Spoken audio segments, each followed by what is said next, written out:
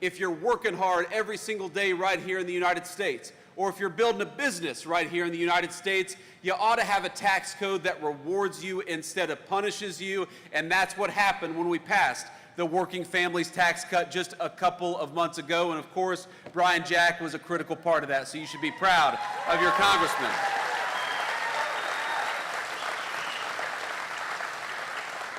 Now, what does this law mean for you? What this law means for you is that your take-home pay is going to go up over $10,000 over the next few years. What that means is that if you're working an hour of overtime, the federal government is going to keep its money the hell out of your pocket. Because if you're working hard, the government ought to leave you alone. Ain't that the truth?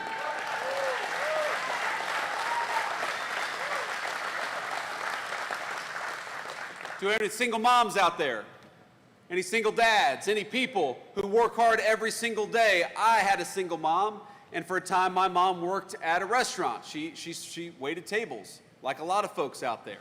And you know what we did in this new law? We said that if you're working hard and you're making your income via tips, we are not going to tax tips anymore, because we want to give everybody out there that's working hard for those tips a little bit of relief.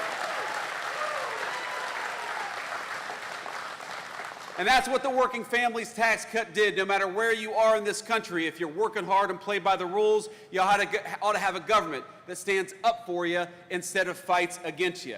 That's why we increased the child tax credit in the Working Families Tax Cut. That's why we eliminated taxes on overtime and on tips. And that's why we had the biggest tax cut for families that this country has ever seen, because we believe that you ought to keep more of your hard-earned money, and we believe that if you're busting your rear end every single day, the government ought to make it easier for you and not harder for you, and that's why we fought for that legislation.